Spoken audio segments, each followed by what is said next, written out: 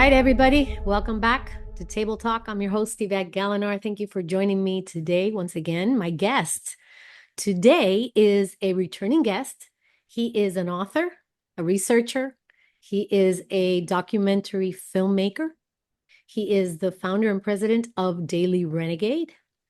And he also works full-time in ministry at Prophecy Watchers. He's been on the show before, so I want us to welcome back my friend, Josh Peck. Welcome back, Josh. Thanks for Hey, coming on.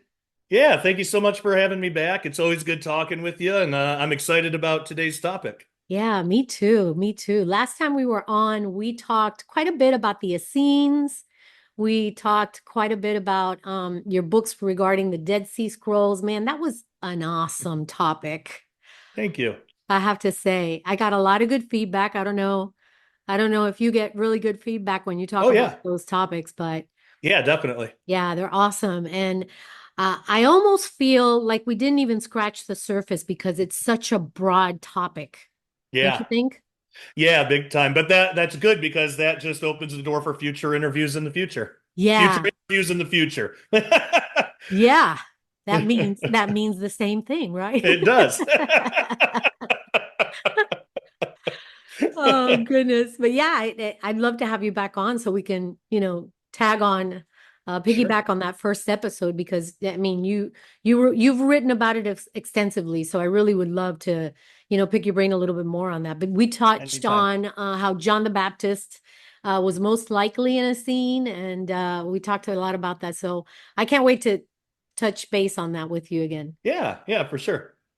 So, you know, we kind of talked a little bit about it off camera when you and I were discussing on getting together for the show. But on this show, I've had several guests, and we've briefly touched on CERN, but it's been like little tiny topics, but it hasn't been like really deep into it. We never get into the deep dive as to what this organization is really all about.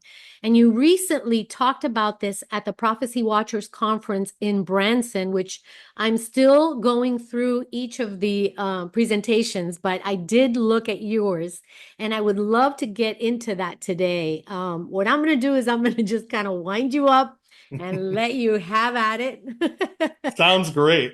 So, if you would, for the viewer that is watching this and says, what is that? What is CERN? Explain what CERN is. Give us a bit of history. What is it that they do? What kind of organization is this? What were they created for? Yeah. And, is it possible that they're opening up demonic portals? What is this all about? Can you talk through that? I'd love to, absolutely. And thank you for mentioning the conference. I should let people know that if they want to live stream that conference, well, live streaming is done, but if they still want to watch, I know I think you can still stream it, right? You can still, Yes. yeah, you can still stream it. It's just not live because it already happened, but Yes. you can still stream all these things. If you want to do that, Prophecy Watchers website is prophecywatchers.com. And I actually got a code that people can use. And so did I. Oh, great. Okay. Well, let's use yours since No, we're it on your doesn't show. matter to me, honestly. But yes, I No, got a no, code we're too. on your show. We're on your show. So let's do. Can No. you tell people your code? Gosh, I don't remember it. Table Talk something. I'll put it on the screen There, before, but I was there we posting all go. about it. I know that some of my viewers actually have used it before, but Table Talk Great. something. I don't remember now. Yeah, I should awesome. have been more prepared, Josh. No, that's okay. That's okay. No, people will see it on the screen. I'm sure right now. That's what post editing and stuff is for. So That's that works. right. That's right. But yeah, so Yeah. people can check that out, prophecywatchers.com, and there's a lot of great presentations. We had a lot of fun. It was a blast. But in there, one of my talks, I did two talks, one on Dead Sea Scrolls, and then the Yeah. other one was, is CERN opening a demonic portal? Are they Yeah. opening these portals? Yeah. And so a lot of the information I'm going to go through today is from that presentation, and also from some of it's from my two books, Quantum Creation and Cherubim Chariots, which is also available at Prophecy Watchers. So Yes. all that being said, yeah, let's jump into it. And then Jump while I'm in. going through this, if you have any questions or anything that you want to jump in, feel Yeah. free to interrupt. Okay. Absolutely. All right. So CERN is actually an acronym that in English, it's originally from French, but in English, it stands for the European Organization for Nuclear research. And CERN is the governing body who decides what to do with the Large Hadron Collider, or the LHC. And that's the big particle collider, the big ring that everybody is like freaking out about. So Mhm. the machine isn't CERN. CERN is just the organization that deals with the machine. So the machine is the LHC, the Large Hadron Collider. It's the largest particle collider in the world. There's also some similar machines that CERN operates there.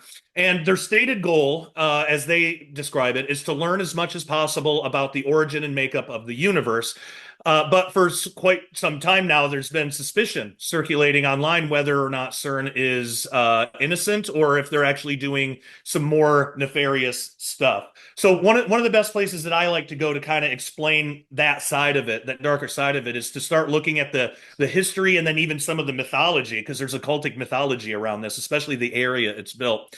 So a large portion of CERN is found in a commune in eastern France. It's called Saint-Genès-Pouilly. And this commune was actually identified as two separate towns. So before it was given the name Saint-Genès Pouilly in 1887, the two towns were named Saint-Genès and then Pouilly. But interestingly enough, Pouilly used to be a small Roman city by the name of Apolliacum.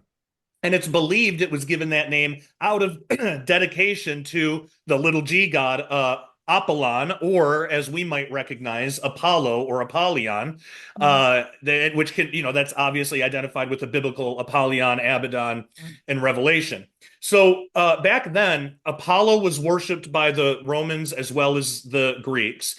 And in Mauvert-Indre, which is a commune in central France, Apollo was equated with the Celtic god Atepomaris.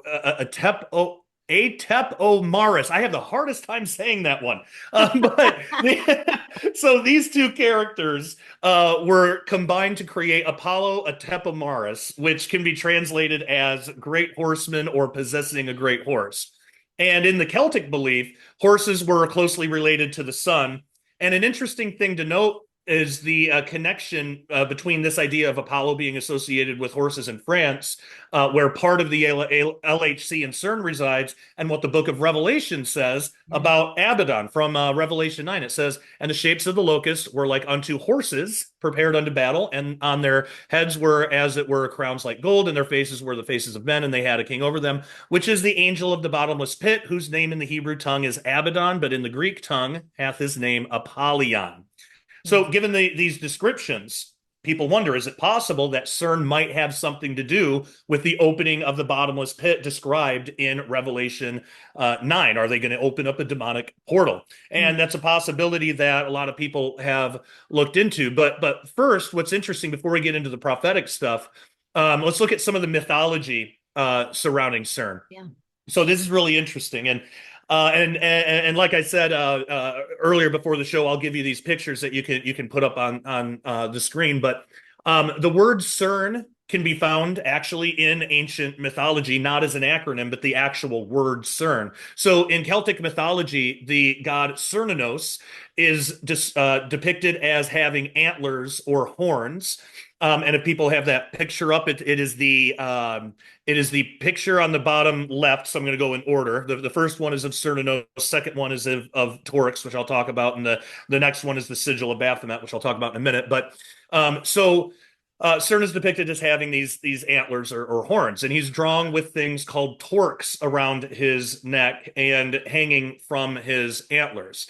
He's sometimes recognized as the god of nature or fertility. And these torques, they're large metal rings, metal neck rings, which is kind of interesting because some people make the connection that, well, the LHC is a big ring, big metal ring. But they're these metal neck rings that were once associated with nobility and high social status. Cernunnos has also been associated with Baphomet, which is an important deity in occultism. And Baphomet is also synonymous with the symbol of the goat pentagram, also known as the sigil of Baphomet. So those three pictures should be on the screen. Now, the myth of Cernunnos is explained in further and even more provocative detail in Italian witchcraft. So here, Cernunnos is known only as CERN and has a brother named Lupus. CERN is seen as the stag god, while Lupus is seen as the wolf god. And it said on the day of the spring equinox that Lupus was hit by a bolt of lightning shaped like an arrow while hunting a deer. Lupus then died, and on the next morning rose from the underworld as the sun. And CERN learned of his brother's death and became, quote, the god of this world. Doesn't that sound familiar? Wow. And the only thing left behind from the death of Lupus was his wolf skin, which was found in the forest by another hunter. And it turns out that the pelt had magical powers to transform men into wolves. So the first man to wear this wolf pelt became a priest of Lupercus and founded the Society of the Luper Kai. Now, what's interesting is that's the mythological side, and you can always tell mythology from something that might be more eyewitness accounts or something that might be a little more rooted in reality because they'll always have these really extravagant claims like he died and became the sun, so they didn't have the sun before that. Like it doesn't make sense practically. So it's a big way where you can tell mythology. But I think mythology sometimes, not all the time, but sometimes can actually be a twisting or like a perversion of something true that may have happened. So we find an interesting parallel to this story in the book of Jasher, which again, it's an extra biblical book. So people, that are watching this, take it with a grain of salt. Some of the history on it is kind of unknown, so it's hard to tell, but it seems to line up pretty well with Genesis. And if it's authentic, this is really interesting. So from the book of Jasher, now thinking in terms of that Italian witchcraft myth, like listen to this, and then I wonder if something like this did happen, and then it just got twisted up in this mythology. But hey, everyone. Concerning the economically unstable times that we live in, it is a great idea to convert some of your savings into real money. Now, there is a big difference between real money and what we call money, which is actually currency. So our dollar is currency, which fluctuates. Real money, like silver, is a store of value over time. The best way to think of it is like this. If you had saved $1,000 in cash back in the late 60s, the late 1960s, that $1,000 would still be $1,000 today, but it would buy you significantly less today due to inflation. Now, if you saved that same $1,000 in silver back in the 1960s, it would be around $28,000 today. So one of the best ways to protect your purchasing power is in real money, more specifically, silver. Now, you can buy and have the metal shipped discreetly to your door, and what most people don't know is that you can actually convert your IRA or even your 401k into physical silver rather than having all your life savings tied up in the paper fiat system, which is, of course, subject to hyperinflation. So go to dailyrenegade.com right now and click on the Cornerstone Asset Metals banner and sign up to get your free silver report. One of the financial experts will speak with you and find out the best way to protect your savings going forward in these uncertain times. You can also click on the link in the description below that goes directly to cornerstoneassetmetals.com. Make sure you tell them that Josh Peck at Daily Renegade sent you. It is time to stop trusting the evil beast financial system of the world and protect your assets today. So again, Jasher's almost like an extra commentary on a lot of the stuff in the book of Genesis. So it says, and Cush, the son of Ham, the son of Noah, took a wife in those days in his old age, and she bare a son, and they called his name Nimrod, saying, at that time the sons of men again began to rebel and transgress against God, and the child grew up, and his father loved him exceedingly, for he was the son of his old age. And the garments of skin which God made for Adam and his wife, when they went out of the garden, were given to Cush. For after the death of Adam and his wife, the garments were given to Enoch, the son of Jared, where Enoch was taken up to God, and he gave them to Methuselah, his son. And just to pause real quick, for those not familiar with the story, this is basically in the Garden of Eden scenario, right after they sinned and they realized they were naked. So God actually made them clothes out of a lamb or sheep or something. And so when it talks about these garments of skin, that's what it's talking about, that these were passed down through all these people. Right. To Methuselah, his son. And at the death of Methuselah, Noah took them and brought them to the ark, and they were with him until he went out of the ark. And in their going out, Ham stole those garments from Noah his father, and he took them and hid them from his brothers. And when Ham begat his firstborn Cush, he gave him the garments in secret, and they were with Cush many days. And Cush also concealed them from his sons and brothers. And when Cush had begotten Nimrod, he gave him those garments through his love for him. And Nimrod grew up, and when he was 20 years old, he put on those garments. And Nimrod became strong when he put on the garments, and God gave him might and strength, and he was a mighty hunter in the earth. Yea, he was a mighty hunter in the field, and he hunted the animals, and he built altars, and he offered upon them the animals before the Lord. That's Jasher 7:23-30. And then a little later we get the rest of the story. So continuing on in Jasher 7:46 through, or 44 through 46, it says, and Nimrod dwelt in Shinar, and he reigned securely, and he fought with his enemies, and he subdued them, and he prospered in all his battles. And all nations and tongues he heard of his fame, and they gathered themselves to him, and they bowed down to the earth, and they brought him offerings, and he became their lord and king, and they all dwelt with him in the city at Shinar, and Nimrod reigned in the earth over all the sons of Noah, and they were all under his power and counsel. And all the earth was of one tongue and words of union, but Nimrod did not go in the ways of the Lord, and he was more wicked than all the men that were before him from the days of the flood until these days. So we can see how Nimrod could be identified with CERN as the, quote, God of this world, as well as Satan himself, according to 2 Corinthians 4:4, which says, in whom the God of this world hath blinded the minds of them which believe not, lest the light of the glorious gospel of Christ, who is the image of God, should shine unto them. Now, Nimrod might also be identified with that first person who put on Lupus's pelts and became the priest of Lupercus. So there's many ways to make connections and assign biblical identities to various myths surrounding CERN. Now that's briefly some of the history and some of the mythology. I should talk about some of the modern CERN history, just so on the scientific side, people kind of know what they're doing on the scientific side, the past 100 years, 50 years or so. So before, they've been around that long? yeah, since 1952. Okay. So yeah, so between 50 and 100 years, it's but before CERN was a laboratory. It was just a council whose only purpose really was to just build the laboratory. And in 1952, the European Council for Nuclear Research was established by 12 European governments. And since then, they've had a number of achievements. So in 1973, weak neutral currents were discovered, which led to the discovery of the W and B bosons. These are fundamental particles, which just means a fundamental particle is a particle that's not made of anything else. It's just its own thing.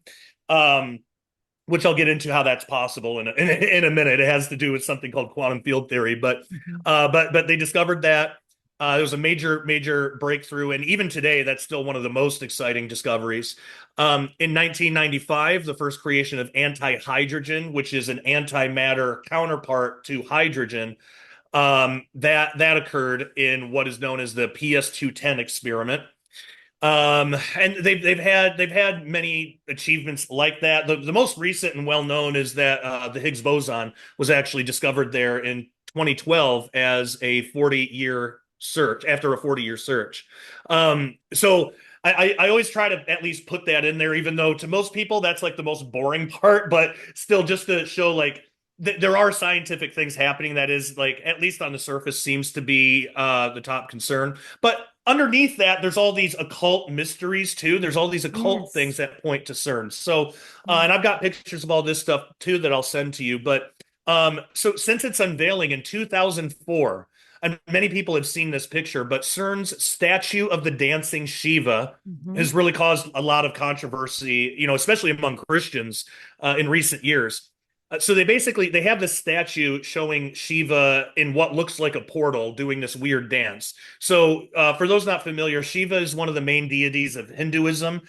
He's part of what's called the Trimurti, or it's the Hindu Trinity, basically. Shiva is known as the destroyer or the transformer within that Trinity. And one depiction of Shiva is known as the Nadaraya, meaning Lord of the Dance. And that is the depiction that embodies the statue at CERN. Well, what's strange is the Nadaraya depiction shows Shiva as the cosmic dancer who performs a divine dance to destroy a weary universe. And Shiva does this in order to make preparations for the god Brahma to start the creation process again. So the statue shows Shiva in the middle of a circle of flames with his left leg raised and balancing over the demonic dwarf Apasmara, who represents ignorance. But given the mythology behind the statue and the type of scientific pioneering that CERN represents, it's caused a lot of people to wonder if there's a deeper meaning here. So some have even gone as far as to claim that the demon Apasmara, for them, really represents the church or the true God, and then Shiva represents Satan, and the circle of flame represents a spiritual portal, and Shiva represents Satan traveling through the portal to destroy the church, destroy the earth, subdue God, and take over the world, which is Satan's plan, basically. We Right. don't understand how he thinks he thinks he's actually going to do that, but that's seemingly what he's after. Right. So there are those that have made the connection that maybe CERN and the LHC will be instrumental in that effort. So that's one of the main ones. There's other things too, though. So just as with the statue of Shiva, the logo of CERN has caused a lot of controversy, and I'll give you those pictures as well. So if people are looking at the pictures now, there's four of them. The top left one is the actual logo of CERN, and the one right next to it is that turned upside down and then some parts highlighted. So if turned upside down, the CERN logo sort of resembles three sixes, which some claim is a clear sign of the biblical mark of the beast from Revelation. This also resembles a hand gesture that's thought to signify the three sixes in the mark of the beast, which is that picture in the lower, it's the lower left one. And most times that hand gesture is shown over an individual's right eye, signifying the all-seeing eye of, Illuminati and Freemasonry and stuff like that. And there are some who interpret the CERN acronym in the middle of the three sixes of the actual logo as representing that eye.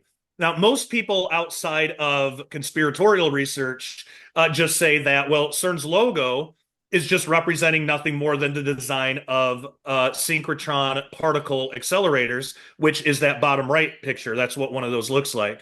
And what's interesting is that it said that actually was originally the design for the logo, but it looked too much like a black hole, so they just stylized it into what they have now. And when you look at them, in my opinion, in my humble opinion, the symbol of the logo apparently appearing to be 3.6. I think that's just a coincidence. I think it really does look like a stylized a synchrotron particle collider, especially when you look at the two pieces. Because even in the highlighted sections that I have there in the top right, on the main thing that looks like a six, you also have this other arm branching off of it. Our sixes don't look like that. So I think that this is just probably a coincidence. But opinions are split, and people are free to disagree with me on that. But people have wondered, is this just a massive coincidence or a massive conspiracy? Right. One of the other things about CERN is that the World Wide Web was actually created there. Now, I was told at the conference, I didn't know this. Somebody corrected me, and I'm thankful that they did. But there's a difference between the internet and the World Wide Web. And I didn't know that. I thought those were interchangeable. So in my presentation, I used internet and World Wide Web interchangeably. Okay. Apparently, the internet itself is something different. The World Wide Web is what was made at CERN. So for people that saw the presentation, that's one little thing that I have to correct. And thank you to the gentleman. I didn't catch his name, but thank you for correcting me on that. But anyway, the World Wide Web was created there. It was part of a project at CERN called Enquire by Tim Berners-Lee in 1989, and then Robert Kalau and I'm sure I'm pronouncing his last name wrong, but in 1990. And originally, it was just intended as a way for researchers to share information. The very first website was activated in 1991, which is still accessible today. And on April 30th, 1993, CERN announced that the World Wide Web would be available for everyone. So the invention of the World Wide Web at CERN, that's of great importance to those who connect CERN with the mark of the beast in Revelation. From Revelation 13, 16 through 18, it says, "And he causeth all, both great and small, rich and poor, free and bond, to receive a mark on their right hand or in their foreheads, that no man might buy or sell, save that he had the mark, or the name of the beast, or the number of his name. Here is wisdom. Let him that has understanding Count the number of the beast versus the number of a man, and his number is 603 score and six. So one point that's brought up with this is how much of the world's buying and selling takes place online. But a more specific clue is given in the actual number 666. So the letters of the Greek and Hebrew alphabets also represents numbers. So if you were to take three sixes and translate them through the Hebrew alphabet, you would be left with three of the letter Vav. And the Hebrew letter Vav can translate to our English letter W. So three sixes in Hebrew could equate to three W's in English. This would appear as WWW, which of course in our modern era is recognized as standing for World Wide Web. Now that's not original with me. That's been a semi-popular theory in Christian eschatology for a few years now, for over a decade actually. Yes. But as some pointed out, there's actual problems with this too. So first and most obvious, the text in question was written in Greek, not in Hebrew. That alone doesn't discount the theory, since most of the Bible is written in Hebrew and those who wrote it spoke Hebrew, but it can't really be used to support it either. But another contention is the fact that the text states, quote, "Let him that hath understanding count the number of the beasts, for it is the number of a man." Well, obviously, the internet or the World Wide Web is not a man. It's something that was invented by man. But also, the text mentions 603 score and six. That's exactly 666. It's not three individual sixes. We're told to count the number of his name. So if you were to add the three Vavs of Hebrew, you would have 18. But it's believed that the actual number of the beast should add up to 666 and not be just three individual sixes. So you know, the best way to understand this is that the text does not say that the number of the beast will be six and six and six. If it phrased it like that, then there might be something to this World Wide Web thing. Sure. But if you just take three individual sixes, that does not equate to the number that the Bible tells us, that is literally 666. So I think there's kind of a disconnect there. So that's a few of the online things. We could talk about I do want to talk about the Revelation 9 prophecy, but before that, it might be good to do kind of just a quick background on how the LHC works and what's actually going on there. Yes. I said something earlier that people might have thought was strange. Like, the fundamental particle is a particle that isn't made out of anything. How is that possible? And see, this is something that I said in my presentation, and I try to really make people understand this. It's not that this is so complicated and that we're so stupid we can't understand it, because I'm gonna explain it, and to a lot of people it might not register at first. That's okay. Same thing happened to me. I learned this stuff from other physicists and like Chuck Missler even, and stuff like that. And I had to listen to it a few times too to really get it. It's not that we're too dumb and we can't get it. The problem is we've all been taught wrong, and all of our lives, especially in middle school and high school science, we've been taught that particles are just little tiny bits of matter, and they're not. And so I'll get into. So it's really more of an unlearning process, which takes time. So if people are thinking this is over your head, that's okay. If you're not interested in it, then it's fine. You don't even have to think about it. But if you are interested in it, don't let that discourage you. Actually, a lot of the times when scientists speak the way that they speak, they use this really like extreme, like complicated language that no one can understand. A lot of that is ego. They don't need to talk like that. It's almost like they've developed this other language that they speak to show off how smart they are, and it gets annoying. Not all scientists do that, but you know, you realize the most popular scientists, the ones that people really like and that are they don't talk like that. You know, like Michio Kaku, like pretty much everybody loves him. He doesn't talk like that. He talks like just simple, and he explains things. And you know, even a lot of times some of the stuff he says is over my head, but when I look into it more and really start to understand, it's possible. It's there. It's accessible. So I believe that God made these things. And by the way, that's not an endorsement on Michio Kaku. I don't think he's a Christian or anything. I don't know, but I was just using him as an example. But I believe that God wants his creation to be accessible to us and understandable.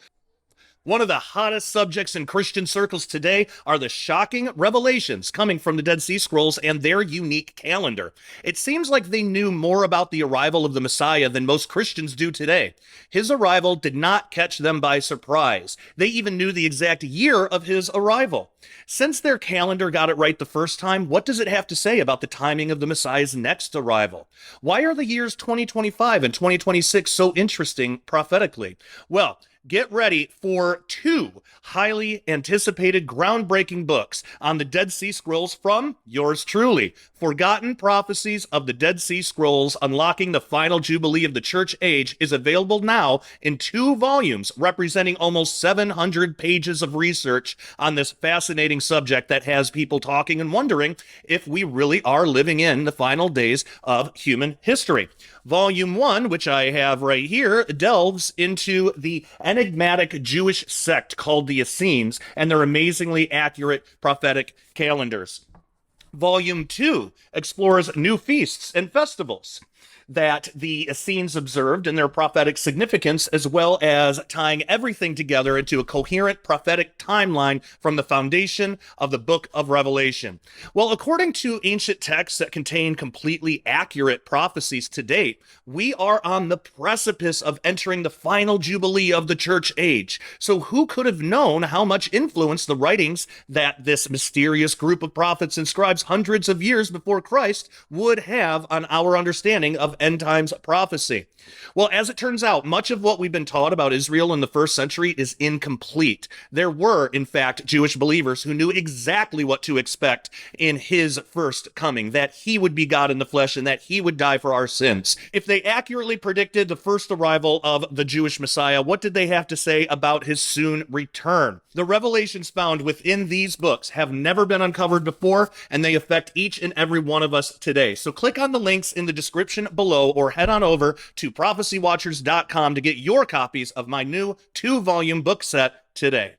He's not the author of confusion. And it's like a form of worship of him when we are fascinated by this stuff. Like when I look at like particle physics and when I really look at like quantum field theory, to me it's just genius. It's like, Lord, you are such a genius. This is beautiful, and it's simple. Like once you understand it, it's simple. Our problem is we've been taught wrong by a lot of egomaniacs that want to make everything more complicated than what it is, so we come to wrong conclusions. So I just want to make sure to put that out there for people. So if this part doesn't make sense, don't get discouraged. It's okay. It might take a couple times of hearing it out, but we need to know how the LHC is going to work if we're going to know if CERN is actually going to open a portal. We need to know how it works, what it can do, and what it can't do. So the only reason that the LHC works the way it does is because a scientific study called quantum field theory is correct. It's QFT for short, quantum field theory. QFT is the most accurately predictive science we have today, meaning in the realm of QFT, when they make a prediction based on what they know about it, based on the mathematics that describe it, the predictions come out exactly right because it's that accurate. So it's the most accurate science that we have today. QFT says that particles are not small bits of matter. And this has been proven mathematically, scientifically, experimentally. Like this is just absolutely true. So it says that particles are not small bits of matter like we typically think, but instead they're fluctuations, they're little excitations in a quantum field. So quantum fields like gravity, electromagnetism, they're at all points in the universe all at once, all existing in the same kind of space, if we think about it that way.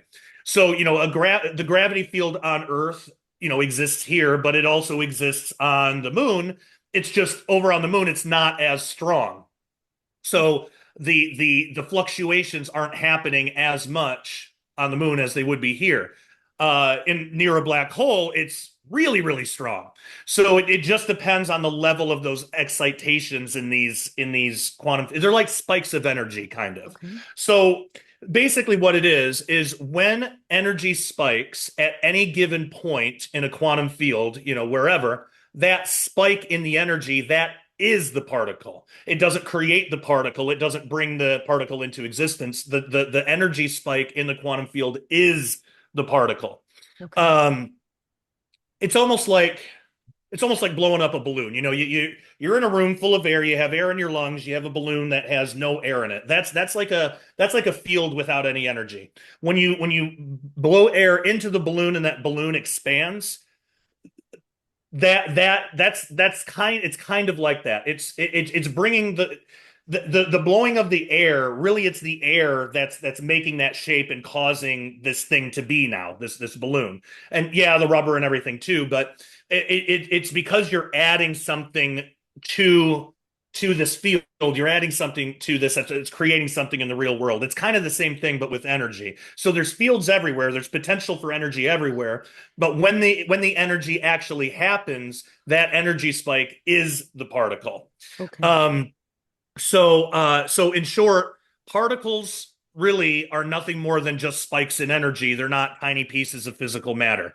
And that is the fundamental basic truth that guides everything quantum field theory does and everything that CERN does, everything that LHC does. But here's what's interesting, and here's what this is the part that fascinates me. So the big question is this: where does that original energy come from to cause the spike or particle in the first place? Wow. Where does that energy come from? Because it wasn't there before, and then somehow it's there, and there's the particle. Well, energy can't be created or destroyed. I mean, that's a basic law of the universe. So where does this energy come from? Now, ultimately, while many scientists will admit that it has to be something outside of our physical universe, something extra dimensional, they don't know. They might if you get one that's willing to be really honest, he might take it that far. But by and large, scientists just say they don't know and they don't really address it. But I think I might know. Hebrews 11:3. By faith we understand that the worlds were framed by the word of God, so that the things which are seen were not made of things which are visible, meaning the things that are seen are made from things that are invisible. Man. Colossians 1:15 through 17. He is the image of the invisible God, the firstborn over all creation, for by him all things were created that are in heaven and that are on earth, visible and invisible, whether thrones or dominions or principalities or powers, all things were created through him and for him, and he is before all things, and in him all things consist. Job 33:4. The Spirit of God has made me, and the breath of the Almighty gives me Mm, life. The energy comes from the voice of God. And I love it. I God love it. said, let there be. So this is amazing. Every particle of every atom in your body is created, held together, and actively sustained as a living testament to the awesome creative power, genius, and love of the Almighty God. It is the voice of God that's doing that right now, right as we speak, Ah, in your body, in my body, in all of reality. Where else is the energy going to come from? That's where it comes from, and it literally says it in the Bible. It's the creative, amazing voice of God mm. that is sustaining this and holding all this together right now. And it's not that he just did it once a long time ago and we're feeling the reverberations of it. It's active, it's present, it's Ah, being done from outside of time. So it's the beginning, middle, and end. It's the end and the beginning, just a beginning and end, just like Jesus said he was. That to wow. me never ceases to fascinate me. Yeah. That's one of the most exciting things about all this. That's how reality is structured. And while we know the truth, we've always known the truth that creation is from the voice of God and everything, but to actually have scientific support and the most accurate science that has ever been discovered, that's ever been developed, has amazing predictive power that no other science has, and it's quantum field theory, and it's because this is how God created it. And it's like, man, I wish these scientists would come to Jesus and take it that step further, Yes. because they stop at where does the energy come from? They stop there. They don't want to admit, because it's got to be something eternal and it's got to be something seemingly infinite.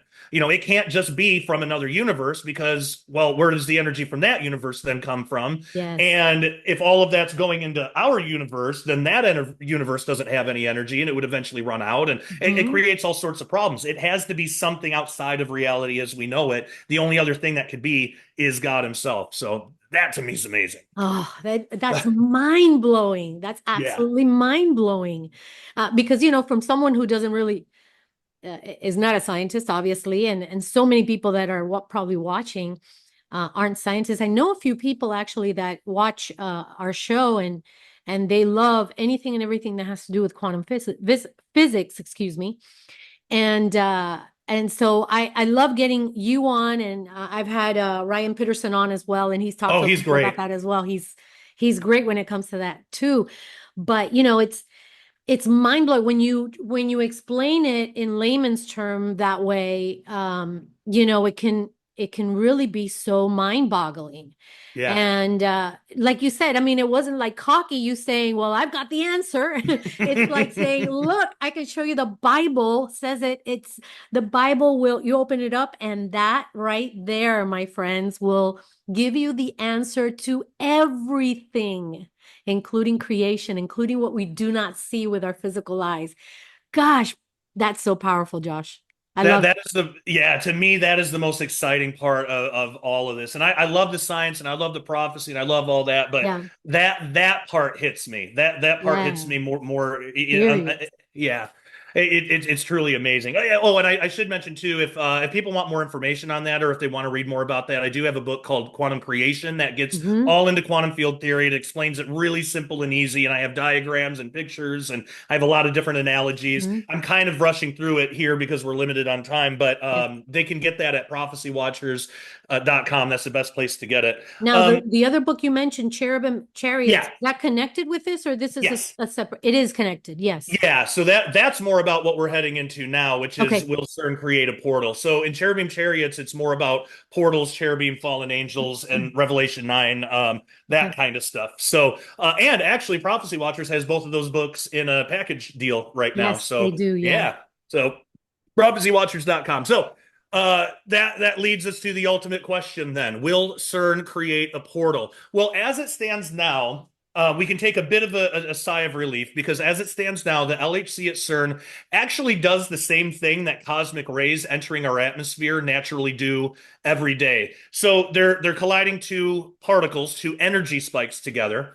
Um, well, we have cosmic rays entering our atmosphere all the time, and this has always been the case. Mhm. And those cosmic rays are creating the exact same types of collisions that are happening at the LHC. So if that was enough to open a portal, open a demonic portal, CERN would be the least of our problems because we would have these things all over our atmosphere. We would look up and just see hell everywhere. Yeah. And All isn't that right. nice that God didn't put us in an environment like that? So, Hmm. so that's good. You know, there are untold numbers of constant particle collisions happening. So if all CERN had to do was collide two particles together to do that, it already would have been happening ever since creation started. Hmm. But that's just the scientific aspect of it. Could there be another way? And what does the Bible say?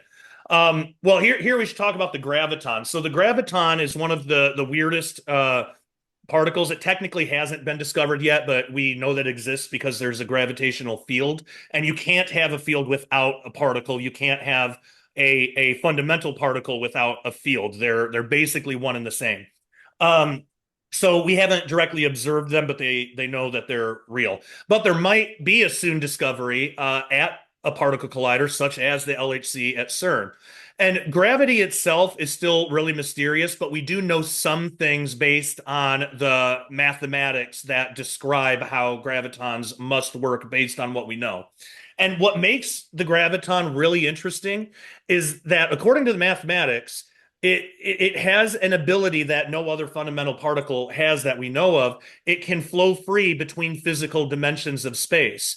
So when we talk about physical dimensions, there's two different things. We're not talking about parallel universes. This isn't a scenario where, there's different versions of us that make different choices. And, this is typically seen in like Marvel movies and basically any movie that deals with other dimensions deals with like parallel realities. We're not talking about that specifically. We're actually talking about higher dimensions of space. So the way to think of it is we have three dimensions of space that we're aware of. Just set time aside for a minute. We're not talking about time. That's a separate thing. But as far as we know, we have three dimensions of space. So we have forward, backward, up, down, side to side. And those are the three dimensions that we can operate and move around in. So the idea is, well, what if there's another direction that we just can't perceive? What if there's a fourth dimension of space? What would that look like? We can't imagine that, but we can use an analogy that was developed a long time ago to think about this called flatland. So imagine there's a two-dimensional universe that exists within our three-dimensional universe. And there's beings that exist on this two-dimensional flat plane of existence, and they're called flatlanders. They're conscious beings, and they can move side to side, forward and backward, but they do not have up or down. They have no access to it. They have no concept of it. They're two-dimensional completely. Well, you can I as a three-dimensional being can still interact with a two-dimensional world, but the way that they see me is going to be completely different than how I actually am. So I could put a finger in flatland. They would just see a line kind of appearing before them because they don't have the third dimension to see the height or anything. And there's all sorts of really interesting ways that we can think about that to explain different things. But the main idea is we kind of know that at least, and it's probably more than this, but at least one more physical dimension, a fourth spatial dimension has to exist. And the reason that we know that is because of gravity. So gravity is the bending of space-time, basically. It's the bending of space. So when you're pulled to the earth, it's really more like you're falling or sliding, it's like this. Okay, so you have a two-dimensional plane. I'll take this receipt. Mhm. If I wanted to bend this, I need a third dimension to bend it into. You can't bend it if there's not a third dimension because there's nowhere to bend it into. Um, well, it's the same with ours. So if I were to, like, say there was a flatlander here, and if I were to bend that, well, in the third dimension of space, he would actually be sliding down. He wouldn't know he's going down. He would think he's moving sideways because he has no concept of Mm. up or down. But he would be like gravitationally, he would be sliding down this part of his world, but to him it would feel like it was still flat, and he would be just somehow some force is making him move to the middle of the Okay. paper. He's not realizing that it's actually bent. Well, I think that's what's happening with us. So we have gravity. The reason that we're attracted to the earth, this force, it's because it's bent into a higher dimension. So there has to be, and that's been scientifically proven. Like that's what gravity, it's a bending. If our three-dimensional universe is going to bend like that, it needs a higher dimension to bend into. Otherwise, it just wouldn't be possible. So we know that there's at least one higher dimensions. There's probably in my book Quantum Creation, I think there's probably 12 altogether. And I give reasons for that. But anyway, so so gravitons, they have this ability innately, just naturally, that they can traverse dimensions. So they can go from the third spatial dimension that we live in to the fourth spatial dimension, whatever that is. Maybe that's where angels and demons are, who knows? Mm. No one gets into full-time ministry to make money. At least no one should. Given that, Daily Renegade accepts donations from those who care to help keep us going. Now, because Daily Renegade does not want to be told by the government what we can and can't say, we're not 501c3, so your donations are not tax deductible, but that's not why you're giving anyway, to get something back for yourself. Speaking of which, we here are never going to promise that if you donate, God will reward you with even more financial success. We're not about making promises for God here. But what I can promise is your donations are very much appreciated and help the continuation of everything we do here at Daily Renegade to reach the world with the truth of the Bible.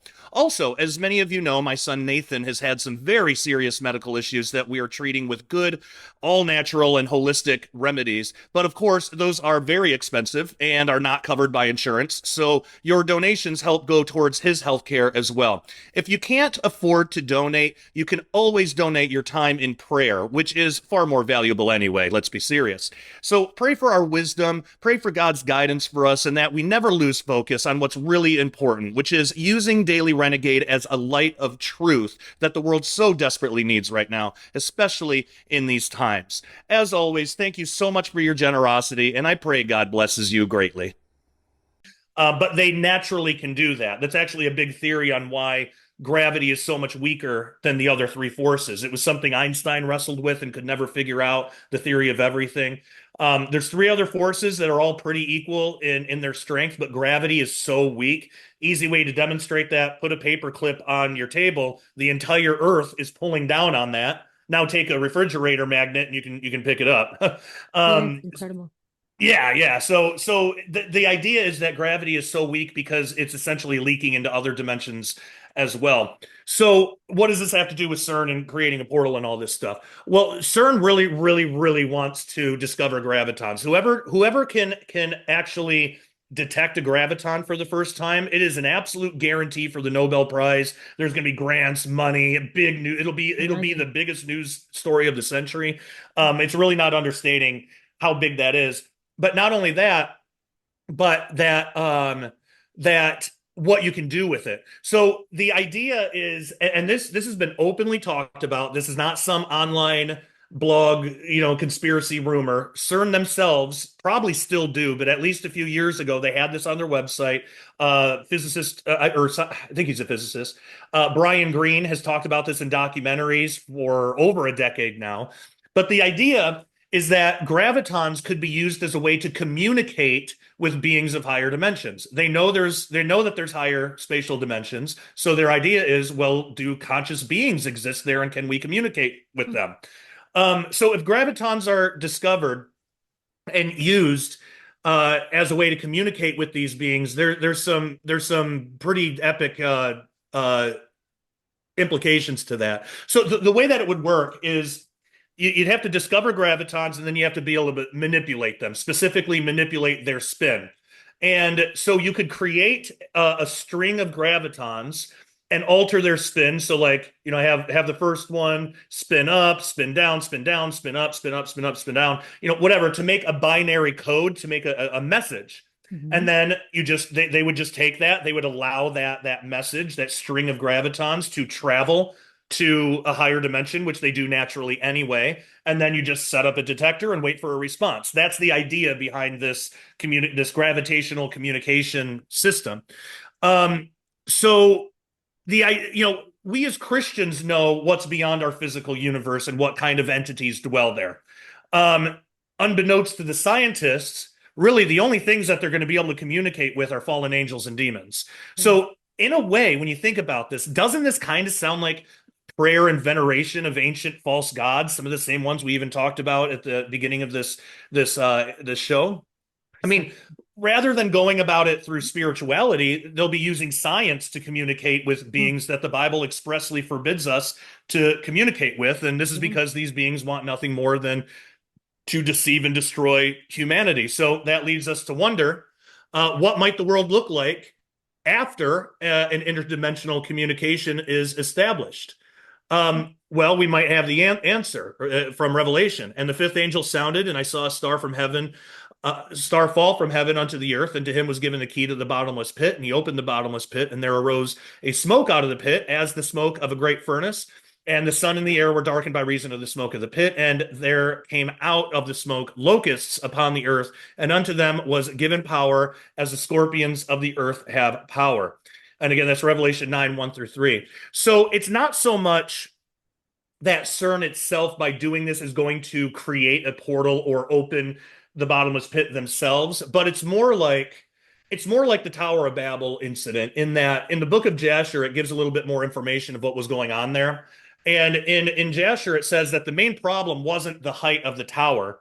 It was that these people, they wanted to enter God, they wanted to enter heaven, they wanted to kill God, and then they wanted to set up their own idols in the heavenly temple. That was, and they were going to do this through occult magical occultic Mhm. means within this tower. So it wasn't about the height; it was about what they were doing. Mhm. And so in Jasher, the idea is that these people were wanting to venerate these false gods, these ancient false gods that originally caused the situation that resulted in the flood in the first place. Um, they wanted to get these old gods back. And so God basically said, all right, you know what? Fine. You don't want me. even though I saved you out of all this, and Mhm. you don't want me. Fine, you get your old gods, scatter you across the earth, and these old gods that you want are going to be in charge of you, and let's see how they treat you. That's why we have all these false religions, at least according to the book of Jasher. That's why we have all of these false religions in the world. And then, according to Deuteronomy as well, it's in there. But God took Israel as his portion. Yes. And so the idea is it's almost like a repeat of that. It's like people, anybody can contact God right now. We can pray, repent and have a relationship with the one true living God right now. Anybody can do that. But to go to these means to try to communicate, even if a lot of these scientists are more atheistic and they're not thinking these are gods, but they're trying to connect with something higher than themselves to get knowledge, get information. I mean, it's the same motivation as why these ancient people would petition false gods. But today they're doing it outside of they're not trying to get that stuff from God himself or to try to have a relationship with God himself. They're going around God's back to do this. So to me, I could see a scenario um that results in kind of like the Tower of Babel, where God is like, okay, you want these things, you really want these things, fine. Uh you know, angel falling from the sky, go up in the bottomless pit. Let's give them what they want. And instead of humanity being spread across the earth, now it's these things, these fallen cherubim. And I Wow. believe that they are fallen, false gods, Yes. fallen cherubim, specifically cherubim as well, because when you compare it to descriptions in Ezekiel, it's Mm. like the antithesis of that. And I write about that in Cherubim Chariots. People are interested more in that. But anyway, these things now spread all over the earth and torture people who have rejected God. Right. So it might not be that CERN itself has the capability to open the bottomless pit, but due to their disobedience and they're constantly like Mhm. just rejecting God and going after these false gods, that might be the catalyst during the tribulation where God is like, okay, that's it, let them out, give the people what they want, and then of course at that point hell is literally poured on earth. Now, of course, for the bottomless pit and the release of the locust prophecy in Revelation 9, it might not have anything to do with CERN. So I don't want to create a spirit of fear around it, especially for us Yeah. today, because we know as Christians we're not going to be here for that prophecy anyway. But even for people who miss the rap, and I should mention I'm a pre-trib rapture guy. I don't argue about it, don't fight about it. I don't know if your audience is or if you are. Same So here. just take that for what it is. Same But here. it, Same here. We're on the same page on that. Okay, okay, cool. I always want to make sure that I mention that because I don't want to put anybody off, or I don't want, No, you're I fine. don't use that as a point of argument. Like if you guys were like post trib or something, I'd still get the same message, but I'd be like, and Absolutely. there's ways that this could work out that way too. But for people who miss the rapture, so we'll be raptured by then. But for people who miss the rapture and become Christians right after, Hmm. even for them, the prophecy says that this is only going to affect active non-believers at the time that this Correct. prophecy is Yes. fulfilled. So these things, they're not allowed to hurt followers of God. They can only hurt those who reject him. So for us Christians, definitely on this side of the rapture, there's really nothing to worry about in regards to that prophecy. But when we think about what all this means, these things these bottomless pit bound beings, these are the false gods that people have always rejected God for, and these people are getting exactly what they want. They Mhm. they they are getting to commune with their gods, and this is their Yes. punishment. That's the Right. consequence. But what's amazing is if you belong to Jesus, this punishment, for the audience out there, this punishment is not for you. And even more, you'll get to commune with your God as well. But instead of it being a horrific, abusive experience, it's going to be wonderful, beautiful, and it's going to be exactly what you were created for. So, for those out there, if you don't know Jesus today, you really should get to know him right now. Start a relationship with him, change your mind about him. That's what repent means. Believe in him and repent your sins, mean change your mind about your sins, realize that Yes. your actions are sinful. Believe in him, pray and ask to take part in his promised salvation after this life passes. masses, because one thing is for sure, we're going to leave this earth someday. You will die someday, or be raptured if you're saved already. But if you're not, you will die someday, and you don't want to run the risk of running into these horrible beings in the afterlife and having to spend an eternity with them. You want to make sure that you're protected and that your entrance into God's eternal kingdom is secure. So today is the day to get that taken care of. Right now, as you're watching this, call out to Jesus and be spiritually born again in His name. And I think that's the most important takeaway from all of this. So is our standing with Jesus, and that protects us from anything that could possibly happen anyway. And I say that's the most important part, because a lot of people online, they do spread a lot of fear around Yes, CERN, right. and it's like, yeah, I get having some suspicion, I get that, but the fear I don't get. You're protected. You're fine. Even if this did result in the bottomless pit being opened, we're not going to be here. And even if we were here, it's not for us. These things can't hurt followers of God. So regardless, you're good. But again, it is good to talk about. I'm not saying people shouldn't talk about it. It's just the fear mongering. I think it gets to a point where it goes over this line where it's just fear baiting, and it's just it's fear mongering, and it's getting people riled up, usually just for clicks and sensationalism. And so for me, it's like, hey, CERN is interesting, and all this stuff is really Mhm. interesting, and they might be doing some demonic stuff there. There's reasons to believe that some of that is real, but the fear aspect, we should warn people about it, but we shouldn't fear it the way that we see this fear. So that's why with that presentation, I always end it with that call to Jesus, because that's the Right. most important thing, in my opinion. Yeah, fantastic job with just displaying all of that.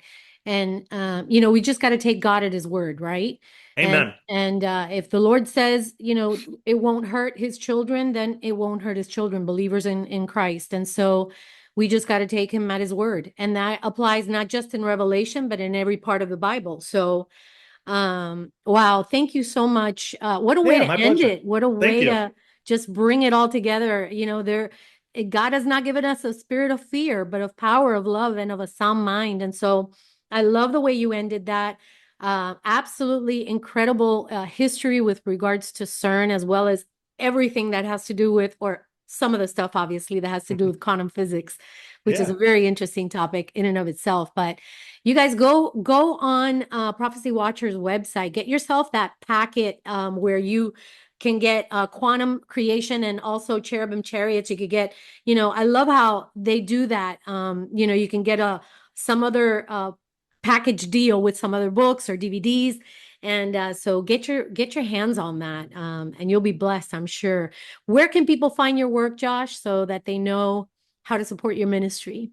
Yeah, absolutely. Well, obviously, prophecywatchers.com, like you mentioned. And then my main website for my work personally is dailyrenegade.com. And that's where I put all of my full length videos that aren't available anywhere else because of censorship issues with YouTube. I do have a YouTube that I post on regularly, but a lot of times, like with the show I host, Sharpening Report, I only put the first half up on YouTube, and then I direct people because I want to get people involved in Daily Renegade. I built it to get rid of the censorship and also to filter out the trolls. It's really hard to fellowship on YouTube in the comment section and in the chat because of the trolls. Well, the good thing is trolls are pathetic, and they're not going to spend their own money to troll somebody. They're going to do it for free on YouTube. So I created Daily Renegade. It is a membership subscription plan, but I really think it's worth it. It helps what we do. Helps bring this content out to more people. But I also started another branch of that, which is joshpeck.substack.com. And on there, you get original articles, blog posts. You get show notes for the videos that I do, where show notes are appropriate. And then you also get the audio only podcast version of all videos that I'll be doing on in the future. And that's not only Sharpening Report episodes, which is a show that I host, but it's also every update video, daily updates, anything that I do. It's an audio only podcast version of it that people have been begging me to do, because Mm. before now I haven't had anything audio only, and a lot of people prefer that. So if you want all that, Again, the dailyrenegade.com, and on dailyrenegade.com, I do have on the homepage, I do have a link to the Substack. Okay. Or if you just want the Substack, joshpeck.substack.com. I just started it. I'm really excited about it, and I want to get the word out. So thank you for letting me share all that. Yes, absolutely. You all go check that out. And I just want to thank you again for coming on. I know your time is limited, and I do appreciate every time that you have the ability to sit with me and chat and I allow me to pick appreciate your it too. brain. So, Yeah. for those of you that are watching, be sure to share, like, subscribe, and all of the good stuff for Josh as well as for Table Talk with Yvette Gallinar. And thanks for tuning in. And we will see you once again next week. God bless. Take care. You know, if you are a Bible believing Christian who opposes the kingdom of darkness trying to run the world right now, then you are a renegade to the satanic system.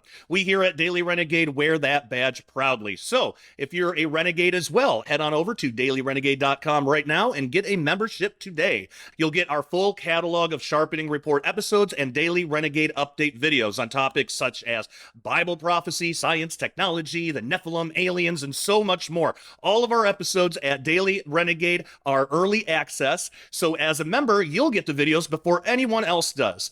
Daily Renegade also offers videos not available anywhere else due to social media censorship. We also have a community page only for members where we can all fellowship together without fear of censorship. It's basically the best of Facebook and YouTube rolled into one without any of the garbage. Memberships are only $10 a month or $100 a year, and if you can do it, I suggest getting the $100 a year because it's cheaper in the long run, and essentially you get 2 months for free that way. So come join our family of renegades at dailyrenegade.com right now. The link is in the description below, and we'll see you there.